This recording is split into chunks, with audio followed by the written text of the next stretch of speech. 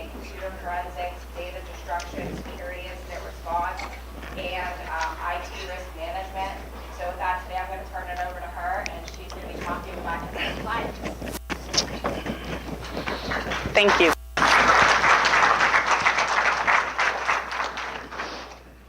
So as we're getting set up here, and can everybody hear me okay? Back of the house, wave. Good, okay, awesome. I hate standing in front of a podium. I hate standing in front of a microphone. I like to be out among everybody. ISACA is one of my very, very favorite events and groups on the planet.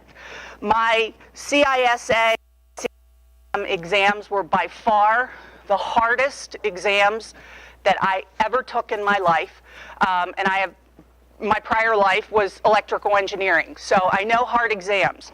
And it's my personal belief that these credentials someday will have the same weight as CPA, MD, and JD, because it is that rigorous in experience and knowledge.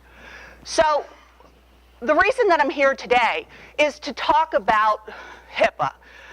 How many of you in here are a covered entity? And I really need you to raise your hands because it's very important so I can tailor this presentation. Okay, how many of you in here are business associates? Okay, how many in here are hybrid entities? And how many have absolutely no idea what the three terms I just used mean? Okay, so some of you that raised your hand on the last point, you may want to just check email and surf. That's fine. I will not feel slighted in the least. Here is my bio. I just get tired every time I look at it. But I like to really point out to folks the top 3 certifications at the top. They're very important, and they are some of what gives me the credibility to stand up here and talk to you, along with my 20 years of experience. I want to talk about what a definition of a data breach is, because depending on your industry, you may have a very different kind of definition of a data breach. We're going to focus today on 2 different kinds of data breaches. One which is required by law. So I will tell you, those of you that HIPAA does not apply to yet, because someday it will, you do want to pay attention to this part, because all organizations, especially in the state of Pennsylvania or the other 45 states, have data breach notification laws. And you must comply with those. And maybe it's just the personal information of your employees, but that still falls under state data breach notification. And then we have all the rest. So in Pennsylvania, we have PL 474, which is the Breach of Personal Information Notification Act. So anytime you have information that is not encrypted, not redacted, or not otherwise publicly available, and it gets out, driver's license numbers, social security numbers, those things, you must notify the victims, and you must notify them without delay. And if it's more than 1,000 residents, you're going to be paying for credit monitoring for them for some time. Now, one of the things people say to me, and we'll get this straight right off the bat, is, well, if I don't know about it, I don't have to report it. Okay? When we talk about reasonableness, it is not reasonable for you to not have a good standard of security in your organization.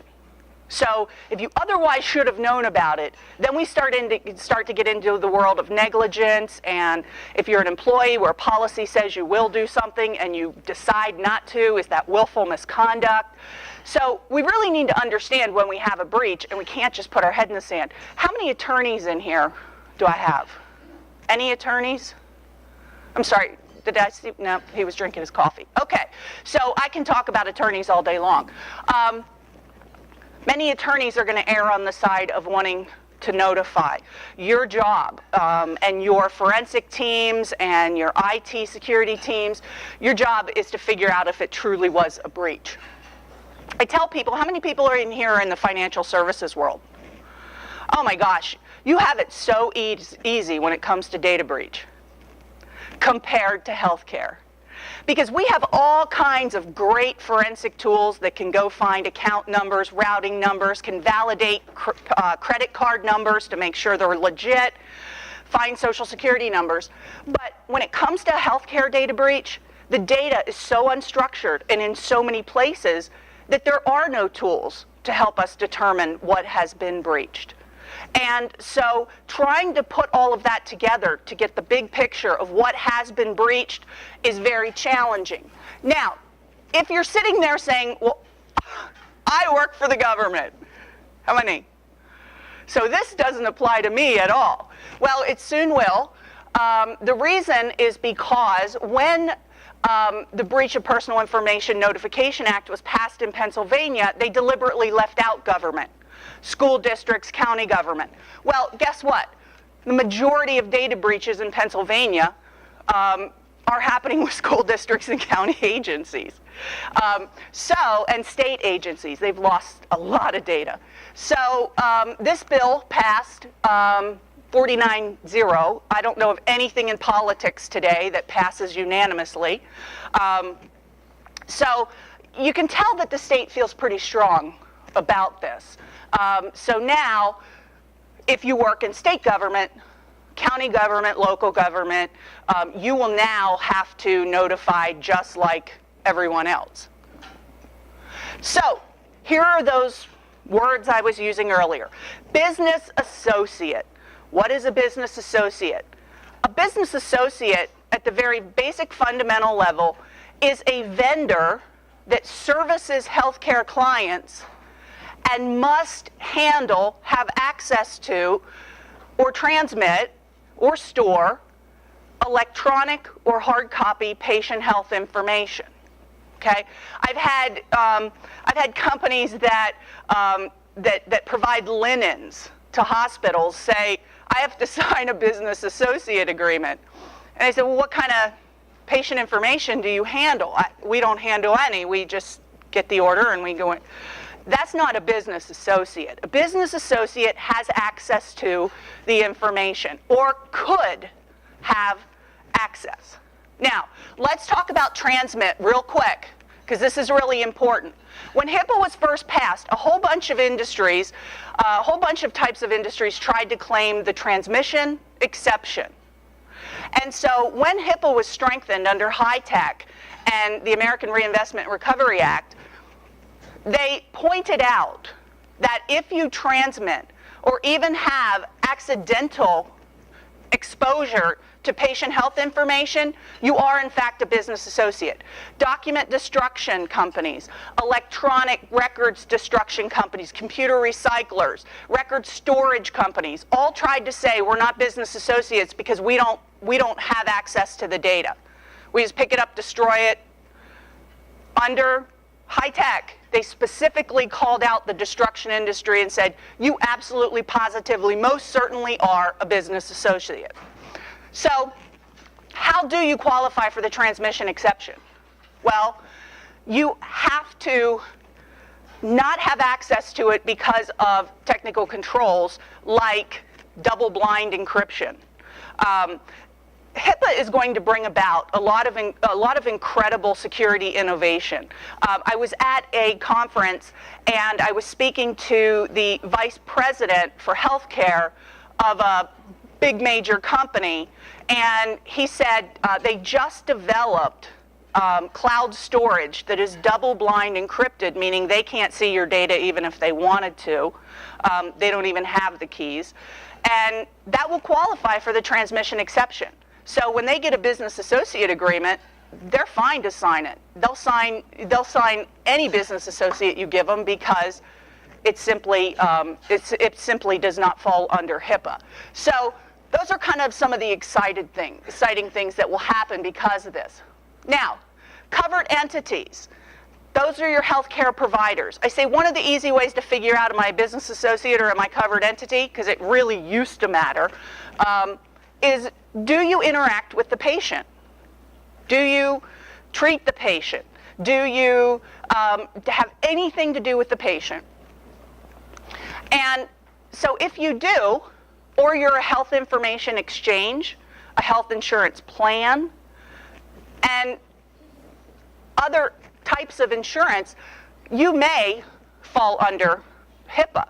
The challenge right now is that some of those hybrid entities can be a little bit challenging to define whether a business associate or a covered entity, but guess what?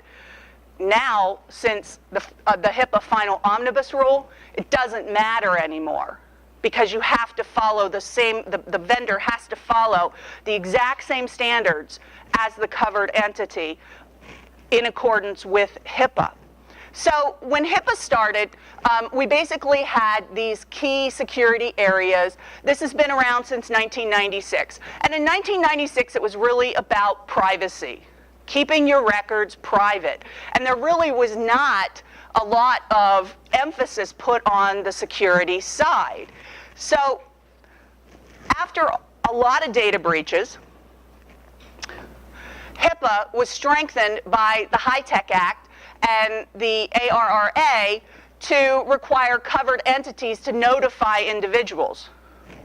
Prior to 2009, a healthcare system could have a data breach, but they didn't have to notify you. So your medical records could be out there floating around anywhere.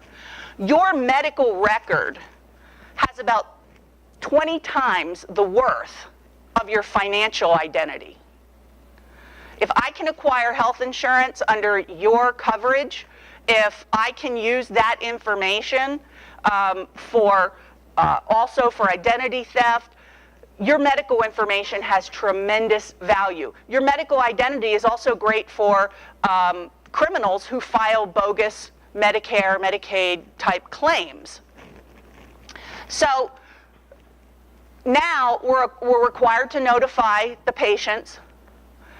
And then the business associates were now required to notify their client, the covered entity. So let's say I'm a document destruction company and your papers blew all down the road, okay? Before 2009, I never had to tell you, my client. You could have been blindsided because I thought my people picked everything up, and somebody finds a big pile of them that kind of floated against a tree and were behind some leaves, and you're completely blindsided. How did our records get there? Because nobody had to tell you before if you were a covered entity. And at that point, really, to be in compliance, all business associate had to do was just sign a form.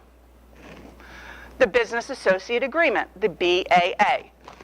And in 2009, here's the biggie. For all those people from 1996 to 2009 said, HIPAA's not enforced. We know it's a big deal, but we'll never get caught. They don't have enough people to enforce it.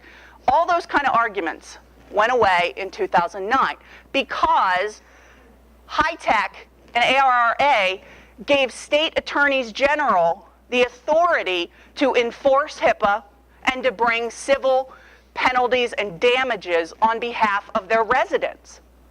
Now, the one thing that every attorney general has in common, whether they're Democrat or Republican, is that ultimately someday they hope to be governor. What better PR, free PR, than to be the protector of the residents? Google HIPAA data breach, Connecticut Attorney General.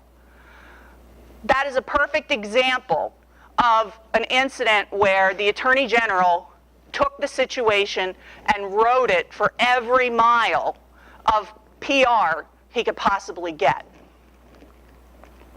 So here we are today. This year in March, the final omnibus rule went into effect. Now, final is a little misleading, okay? Because I sit on various committees, and people that work in OCR will tell you that the goal is that someday all healthcare information will be regulated under HIPAA. That means if you're an employer and you have information in your files on workers' comp claims, that you would fall under HIPAA. That's kind of a glimpse of the future. So if you're sitting here thinking, well, HIPAA doesn't apply to me, there's a very good possibility at some point in your career that HIPAA is going to apply to you. So with the final omnibus rule, effective September 23rd of this year, covered entities had to be in compliance or they were subject to enforcement actions. So there were many modifications that were adopted. Many of them were around your genetic information, how your healthcare information can be used in fundraising, how your medical information can be used in research. But there were significant modifications for business associates. What it did was it made business associates directly liable to the Office of Civil Rights, which is part of the Department of Health and Human Services, for HIPAA violations. Now, I heard a very interesting take earlier today from someone who said, I am really pounding the drum at my organization that we need to do more due diligence on business associates now because of final omnibus rule. And I have legal counsel telling me, no, we don't have to, we can do less because now they're directly liable. That is true, except for the fact that when your business associate has a breach, 99 out of 100 times, it will be because of something that they did not have in compliance with HIPAA. And the reasonable assumption will be that you, the covered entity, could not possibly have done your due diligence depending on the severity of the incident. So if your business associate gets a HIPAA audit or has a complaint filed against them with OCR, guess what? You're getting an OCR audit.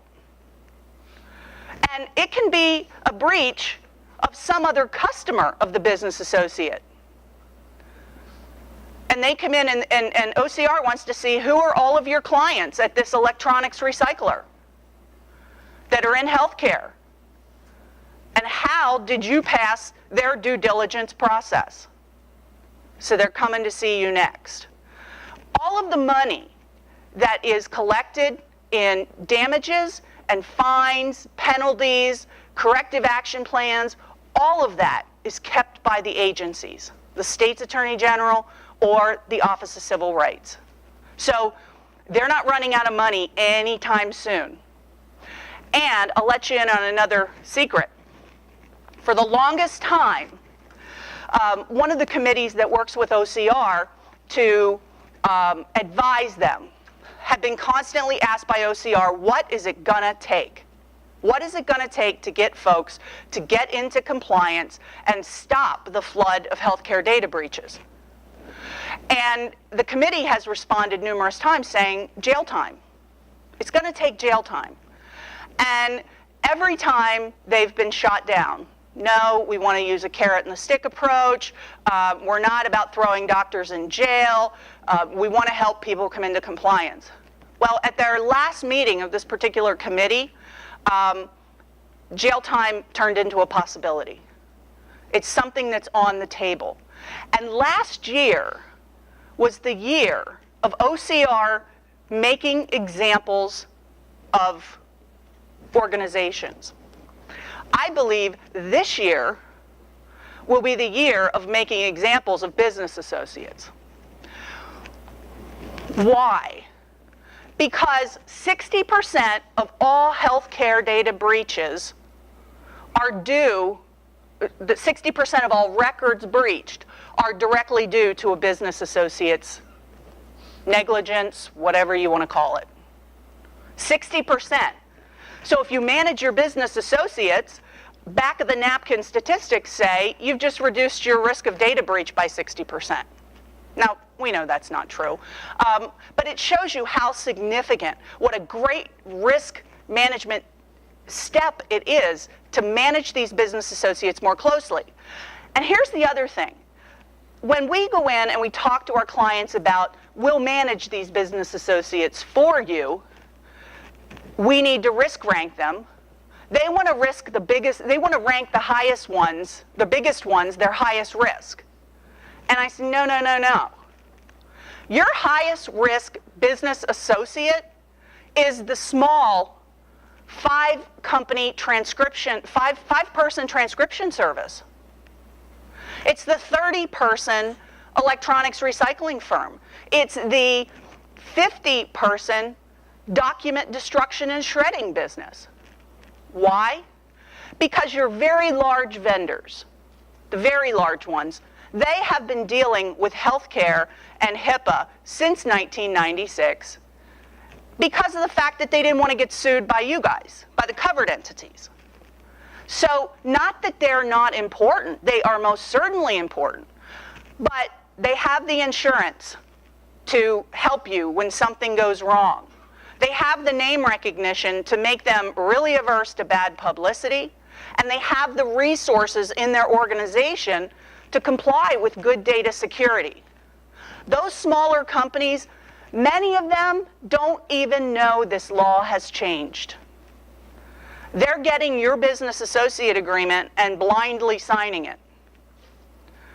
On the other hand, how many of you in here that are covered entities have started getting pushback from your business associates for the first time when you ask them to sign those agreements? Anybody in here? Yeah. Why? Why are you getting pushback?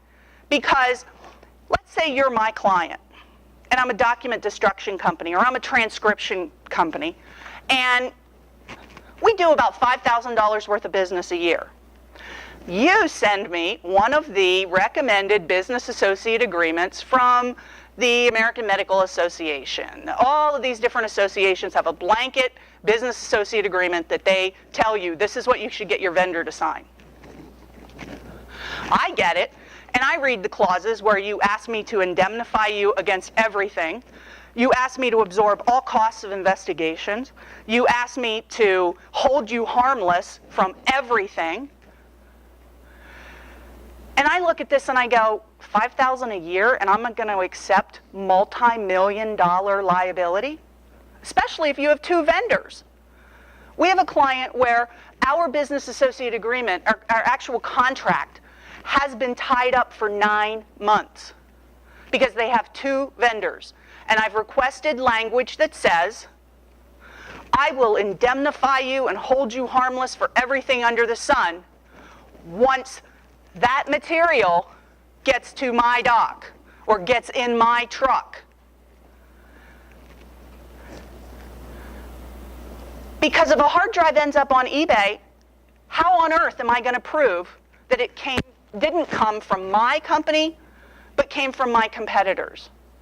So those are some of the issues now where business associates and their attorneys are saying, whoa, whoa, whoa, whoa, time out here. And business associates are having to make risk-based decisions on which clients they're going to continue to work with. So, breaches greater than 500 people, you have to notify right away. In no case, not more than 60 days from the discovery. 50 people, you just keep an inventory and you report it once a year. This one is pretty much going to punch your ticket for a ride on the OCR audit whirlwind. I'll tell you a story about reporting. There was a major Midwest university, state university, that discovered that they had a firewall that had been turned off for 3 years. This firewall was what protected the healthcare clinics on campus. Okay, nothing else but the healthcare clinics. So in an abundance of caution, they did just what they're supposed to do. They did an internal investigation, came back and found that it was highly, highly unlikely that anything had been accessed, even with this firewall off. They then hired an outside forensics firm who had the exact same finding. They had all of their documentation of their incident response and everything so that they could back up what they determined. Their legal counsel, in an abundance of caution, said, now we're going to notify. That notification that never should have happened cost them a campus-wide OCR audit. OCR didn't just come in and look at that firewall to that one clinic. They came in and went to every part of the university. And OCR told them to basically open their checkbook for multi-million-dollar fines. And they did. And they've been under a corrective action plan ever since. So it is really crucial that you understand when you have to notify and when you don't. So here are just some of the numbers. 2 years ago, the Office of Civil Rights hired a contractor, one of the big accounting firms, one of the big three that are left, and had them do a pilot audit program to go out and see how does the normal large, medium, and small entity, not business associates, but the covered entities, how do they stack up in security? And in the 3 years, for 09 to 12, 77,200 HIPAA complaints, 27,500 cases, 18,600 corrective actions, and they collected $14.9 million in fines and resolution settlements. Now remember, if you have cyber liability, your cyber liability does not cover your fines. Okay? It'll cover your notification costs, but it doesn't cover any of your fines or penalties. And if you're sitting back saying, it's not going to happen to us. Well, HIPAA is part of the whistleblower statute in terms of if somebody calls up and makes a complaint and there's monies collected, that person is entitled to a portion of the monies. So there are tremendous monetary incentives for a competitor who doesn't like you to report you to OCR, for a disgruntled employee to report you. And all of these people now have skinny in the game. Here's the wall of shame. Once you have a breach that OCR investigates, this is where you're going. It's a great tool. And how many in here are in charge of purchasing? Okay. This is a great tool for you to use when you're looking at business associates. Because as business associates are now labeled on the wall of shame, you'll be able to just put their name in at the top and go right to them and see how many times they've ended up on the wall of shame. Right now, what's been happening is the covered entities have largely been protecting them. Most of the time, when there's a lost backup tape, most of the time when there's a lost hard drive that's unencrypted, there's a business associate involved. Okay? A law firm in Baltimore lost an unencrypted external hard drive in a malpractice case and caused a HIPAA breach. So, business associates will now be here, and you'll be able to see. I also encourage you, if you're in charge of purchasing, make your contracts require them to disclose to you any time they have to report, or they have to not report, but any time they have a security incident. Because they're not required to tell you about anything other than a breach. And if they're having an investigation internally and it involves your information, or if somebody has reported them and OCR shows up on your business associate's doorstep, unless you've contractually obligated them, they do not have to notify their client, the covered entity. There have been cases where OCR was working on an investigation for 6 months on a covered entity because of a business associate before they ever realized, before that covered entity ever knew that an investigation was going on. So here are the penalties. This is a bunch of FUD, but it's very real. Here are some of the cases that I want to share with you because all 50 states recognize a right to privacy under their state constitutions. Okay? And so whether or not you're under HIPAA or not, if you have medical information and it gets out, you've violated my right to privacy at a minimum, and you're probably subject, if I can prove damages, then I can probably have an actionable suit. The issue has been heretofore that in data breaches in the financial world, people didn't have real damages, real monetary damages for the suit to go forward. These are really kind of troubling, because right here, in this particular case, this is the first time that the courts recognized plausible injury from a breach. Plausible, not actual, and not damages. So, so if you're a covered entity, here are 3 points I want you to take away. Number 1, failure to perform a formal risk assessment with associated privacy, security, and breach rules, that is going to get you a big, fat fine. OCR has said that they have no more tolerance for organizations that do not do risk assessment. Why? Why is the risk assessment so important? Can anyone tell me? I hear whispers. Come on. Who can tell? Yes. Yes. How can you possibly say, I've covered all of my risks? I had a vulnerability assessment and a pen test. I'm covered. No, you're not. You only covered about 2 points of the 79 different audit criteria that OCR will look at when they come visit you. So that's the foundation. If you don't have that, forget how great the rest of your HIPAA plan is and your HIPAA compliance is around the security rule, because the assumption is you can't possibly even know what your risks are. And heaven help you if the reason for your breach is something that would have easily been determined in a risk assessment. Yes, sir? Do they require that to be annual, or are they silent on the frequency? Everything in HIPAA, he's asking, do they require that to be annual, or do they state any frequency? No, they don't specifically state frequency.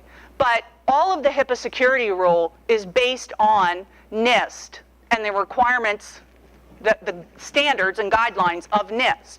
So we recommend to our clients at least once a year, and anytime you have change as part of your proper change management. Okay, so you have we know, because of our certifications and our education, that anytime we introduce change into a process, we have introduced risk. And so annually and during change of process. Failure to perform a formal compliance audit on business associates. Here's one way to risk rank them. Call them up and say, hey, have you had your HIPAA risk assessment done? And if they go, what? That's your high-risk vendor. That's the easy way. The next way is when you ask them for a copy of their HIPAA risk assessment and they say, we haven't gotten around to it yet. Okay, put them number 2 in line. And then ask them for a third-party review where a CISA or a CISM or CISSP has signed off on the findings. Now, some of you have hundreds of business associates. So I was doing an assessment for a covered entity over in the over in the Philadelphia area, and I was going through the findings, and he was getting very agitated because he was saying, well, I don't have the resources for that. I don't think your assessment is reasonable. And I said, my assessment is the criteria that the OCR will use. OCR does not care about your lack of resources, about the failure of your bosses to give you resources, they don't care. So to say we were too busy or we don't have the resources doesn't fly. And I explained to this client, because I believe that's what clients hire me to do, is tell them sometimes their baby's ugly and then help to spruce it up. I said, you've hired me to tell you in a mock audit what an OCR auditor is going to tell you. I'm telling you what they're going to tell you. Okay? And, well, that's this other employee's responsibility. If you have a title after your name, like Chief Privacy Officer, Chief Information Security Officer, and you have anything to do with the creation, enforcement, monitoring of policy, they're talking to you. So you need to understand what's going on in your department. And finally, failure to encrypt mobile devices.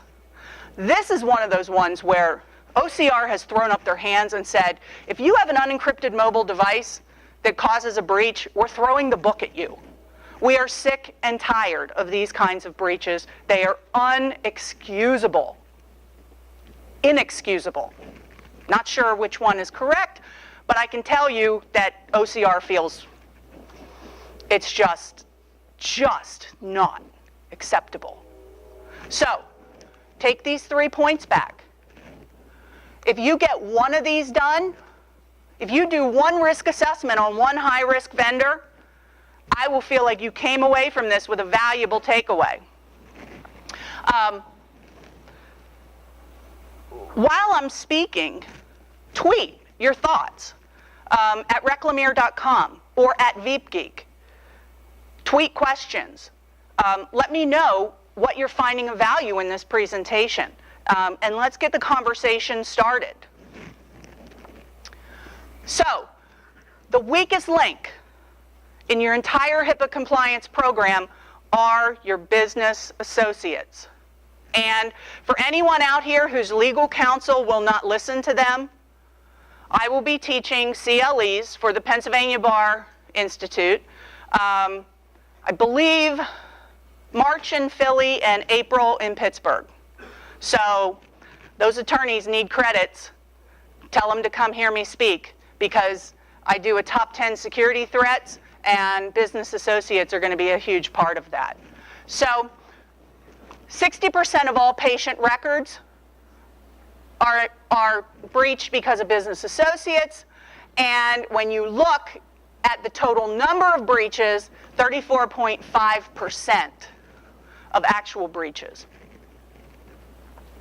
Now, the other thing is, you might think, well, my business associate has cyber liability, so I'll be covered. Again, no coverage for the fines. And if your vendor is handling off-network data, there are very few policies that cover them. They can have $10 million umbrella liability, and those services are not covered.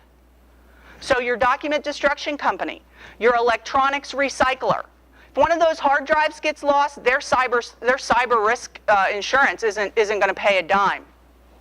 Now, if you use a NAID certified vendor, require them to have downstream data coverage underwritten by Lloyd's of London. That will cover lost paper, stolen paper, lost hard drives, stolen hard drives. The coverage even covers willful misconduct of your business associate and criminal actions, as well as negligence. Okay? So it's really important to understand if you think you're seeing a big fat insurance policy and thinking, oh, we're good. No, it has to specifically cover it. So the security rule is big. When clients ask me, well, what should I pay attention to with business associates? Or business associates say, well, I don't have patients looking at screens, and what am I the security rule is where you focus. Okay? Because that is where the vast majority of risk is for your business associates and for the covered entity. They're required to have risk assessments. They're required to have every single thing that you do. And I love this website. This website is the actual audit protocol that was used by the auditors in 2011 when OCR did the pilot audit program. And I love it because here it tells you what is the criteria, conduct an accurate and thorough risk assessment of potential risks and vulnerabilities to the CIA. And then here are the actual audit procedures, what an auditor is going to ask of you. Now, whether you use a third party or you do your own internal risk assessments or mock OCR audits, there are 3 different kinds. There's tell me, show me, prove it to me. So tell me is I sit down with you, or if I were your outside vendor, I'd maybe be on Skype or over the phone, and I'd take you through this. And if you tell me we have an incident response plan and it is updated annually, I'm going to give you a checkbox. Good. If you're doing a show me assessment, I'm going to make you show it to me. I'm going to make you put it in a document repository, and I'm going to give it a cursory review of, do you actually have it? Yep, there it is. When was the last time it was updated? Prove it to me is the most closely aligned to a real OCR audit. Because once you tell them you have it, they're going to ask you to show it to them, and then they're going to make you prove you follow it. High risk for BAs. Failure to perform risk assessment. This is a big one. This is one of the most basic ways that you can start to figure out who is a high risk vendor. If they can't immediately send you their risk analysis, there's a problem. Poorly written one-sided business associate agreements. There are no magic answers to this. If you're a business associate, this is something where you have to talk with your attorney, maybe your accountant, and you have to figure out what level of risk you're willing to accept. Now, in that example that I gave, where there are 2 vendors, if they got rid of the other vendor, I would sign their agreement in a heartbeat. They're a large client. I will assume the business risk, and I will take their business. But I will not accept risk on behalf of another vendor. So you have to make the decision. And then there are other clients where we've said, no, we're not signing it. We're probably not the vendor for you. Okay? Failure to encrypt mobile devices. I mean, you've got to have that written into your contracts that if if you have vendors that have to take data off-site for any reason, they've got to get those devices encrypted. And the business impact of ending up on the wall of shame. The days of hiding behind your client, business associates, is gone. You're going to be right out there, and there's a long way to go to figure out who's going to sue whom. There's this thing called subrogation.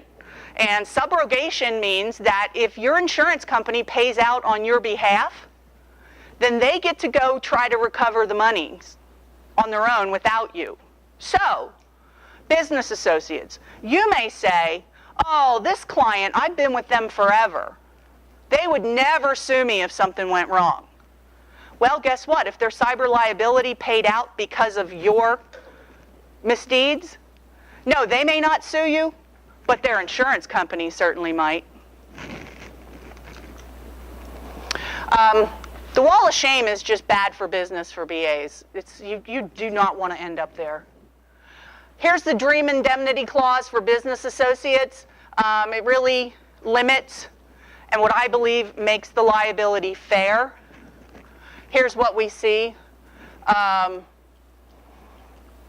Indemnify and hold covered entity harmless from and against all claims, liabilities, judgment, fines, assessments, penalties, awards, or other expenses of any kind or nature whatsoever, including without limitation attorney's fees, expert witness fees, and costs of investigation, litigation, or dispute resolution relating to or arising out of any breach of this agreement by business associate. I can tell you right now, because we do incident response, data breach incident response, and help clients with that the investigation of the incident can cost 6 figures. And at the end of it, you'll be happy there wasn't a data breach, but you will still be on the hook for 6 figures worth of investigation costs. Priorities for success. No matter whether you are a business associate or you're a covered entity, these are your priorities for success. One of the things that any auditor hates to see is a client who has done nothing. Done nothing. So, tackle these challenges. Have a business associate assurance program in play. Be able to demonstrate to OCR, if they come visit you, that you are working on all of these initiatives. Not going to get you off the hook, but it could go a long way in mitigating the fines and penalties that you end up paying. So, questions? Yes? Yes, required is that it's flat out required. There is no amount of, well, we don't need that, and here we've done a risk assessment, and here's why. Addressable is just that. You can address why it doesn't apply to your organization or why you have some other mitigating control or process policy, quality assurance, that you do not need to meet that requirement specifically. But you still need to meet the spirit of that. Another question? Yes? I was told when OCR comes in, one of the first things they want from you is a complete map of where all your health insurance data is stored. Yep. Throughout the whole enterprise. Yep. Which is probably the most troubling thing for large companies to try and figure out. So I don't know if you have any knowledge or say that's exactly what happened. I just heard that. I'm not sure. That's exactly what happens, because otherwise how would they know where to audit? If you can't provide that to them, is there some conclusion you reach then right off the bat? I would assume that that's going to be a very, very bad finding. Because a complete inventory of all assets that store, transmit, process PHI is one of the 79 criteria that you have to meet, and it's not addressable. It is a requirement. One of the ways to get the money to do that is understanding all of the places where your data lives is good e-discovery. So get legal counsel on your side. If you can't find it for OCR, then you can't find it when there's litigation. And guess what? If you don't turn over all evidence in litigation, that attorney can get disbarred. So they have a vested interest in making sure that you have the funds to find all of this information. And again, saying I don't have the resources, that's not going to fly. Yes, sir. Would they typically look for unstructured as well as structured data? So spreadsheets out on shared drives, Well, your databases that are a little more discoverable. Right. What they're going to ask is, are your end users allowed to store patient information? If they are, then they're probably going to do some sort of random sampling, because obviously, especially in a large organization, it's impossible. So one of the things you want to try to do, if at all possible, is keep all patient health information off of the end user machine and force them to use file shares on your servers. Did that answer your question? Yeah. Okay. Yes? Maybe focusing on larger private organizations. What about the one-man shop? What I want you to do is I want you to Google Cardiology Associates of Phoenix, and I want you to Google Hospice of North Idaho. Little covered entities, multi-million-dollar fines. So what would be some resources for that one-man shop? I mean, you're not going to be able to afford a consulting company to come in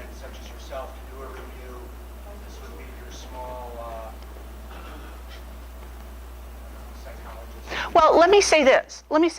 Reclamere works with companies as small as 2 and 5 people. OCR does not discriminate. They don't care that you're small.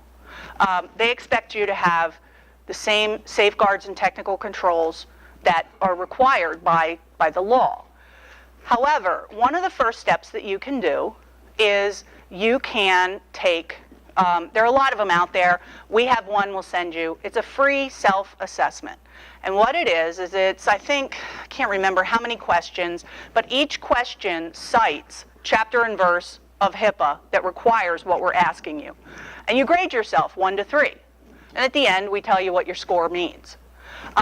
We just had a data breach investigation for an optometrist. Out of the blue, his internet service provider called him and said, hey, there's a ton of data being uploaded from your systems. Well, it turns out one of the neighboring businesses was stealing his Wi-Fi, not stealing his data. But the fact of the matter was it wasn't locked down. In small organizations, there are a lot of ways that inexpensively you can get help with engagements as low as $2,500 to $5,000. Compared to the HIPAA fines, that once a year, I look at that as insurance. Any other questions before I get the hook? Yes? Right, you said that the government wanted to get control over all health insurance information. What do you see them going after, say, companies that just offer insurance to their employees and they gather personal identifiable information? Yeah. They can enroll their The rumor is 2015. And it's not just health insurance information, it's all health care information. All health information. Okay. Thank you so much.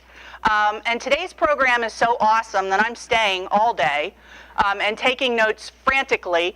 And I think that especially if you stay to the last presentation today, Tom from CVS. Tom, are you here? Yes.